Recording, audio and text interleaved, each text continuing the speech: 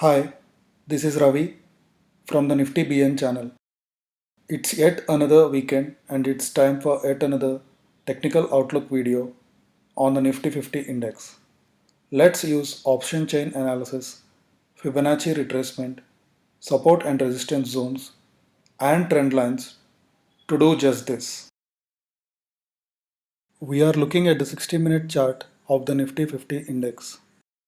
Nifty has been trading in a range of 10,550 to 10,850 levels for the past few sessions. It has finally broken out of its narrow trading range on Friday, July 17th, with a strong bullish candle. So we can now expect the 10850 level to act as a support in the immediate short term. Now let's switch to the daily chart. Nifty has posted a hammer candle on the daily chart on Thursday and followed it up with a strong bullish candle on Friday, which is a sign of bullishness in the index. In the process, it has also managed to traverse above all the three exponential moving averages 20, 50, and 200, signaling a bullish trend. The 200 EMA is currently at the 10774 level. The India VIX fell 4.75% to 24.16, and this is a sign of the bullish undertone of the market. If we draw a Fibonacci level from the top at the 12,430.4 level to the bottom at the 7511.10 level, the 61.8% retracement level comes around 10,551.29. The index has already crossed its 61.8% retracement mark, placed at the 10,551.29 level. The next logical level will come in at the 78.6% retracement mark, placed at the 11,377.75 for the index. This level would act as a strong resistance for the index. In the coming week, bulls are expected to make a higher move initially till 10,942 to 11,269 range, which would be an attempt to close the gap created on March 6, 2020.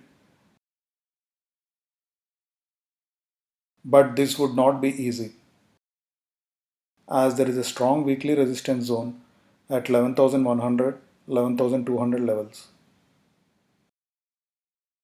Earlier, bulls have successfully closed the gap at 10,040 to 10,458 levels. They were also partially successful in closing the gap at 10,742 to 10,989 levels.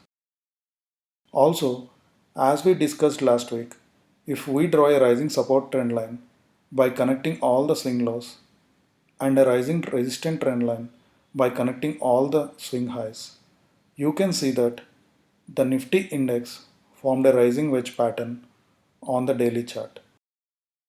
The pattern is still intact. You might want to take a sell position if there is a breakout from the rising support trend line and a buy position if there is a breakout from the rising resistance trend line. As always, I recommend the low risk bullish installment collar strategy for those who wish to go long and the bearish installment collar strategy for those who wish to go short. You will find a link to the video in the description. Now let's look at one of the common mistakes made by beginners when they start trading options. On the other side of the video, we will look at the option chain analysis. Mistake number 5. Reluctant to realize a loss. Beginner traders tend to be reluctant to realize a loss and eager to realize a gain. Consequently, they sell winners too early and ride losers too long. For example, you sold a June 2020 10,000 put option on Nifty thinking that Nifty would remain below the strike price of your sold option, that is 10,000 by expiry. The profit potential on this trade is limited to the premium received, but the loss potential is theoretically unlimited. The psychology of a beginner trader is that when Nifty moves beyond 10,000, he would wait for the position to reverse, which may or may not happen. And if Nifty continues to move up The small loss turns into a greater one and ends up putting you in a situation where you are trapped. The conclusion is that the only way to avoid costly losses is to take care of them when they are minor. You must realize that no trader is 100% successful, and taking a loss is not a failure, but a step on the path to victory. Now let's look at the option chain of June 30th monthly expiry. On the put side, it is evident that maximum open interest stood at 10,000 level, followed by 10,500 level. While on the call side, maximum open interest was at 11,500 level, followed by 11,000 level. For identifying strikes where there was significant option writing, we have to skip at the money strikes and identify those strikes with a positive change of open interest. It is evident that on the call side, there was significant writing at 11,100, 10,800, and then 11,200 levels. And on the put side, significant writing was seen at 10,800 and then 9,800 levels. For identifying strikes where there was significant option unwinding, we have to identify those strikes with a negative change of open interest. It is evident that on the call side, there was significant unwinding at 10,700,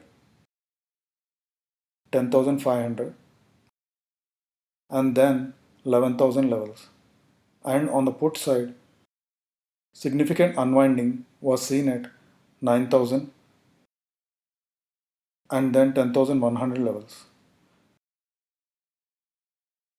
This indicates there is a potential resistance at 11,100, 11,200 levels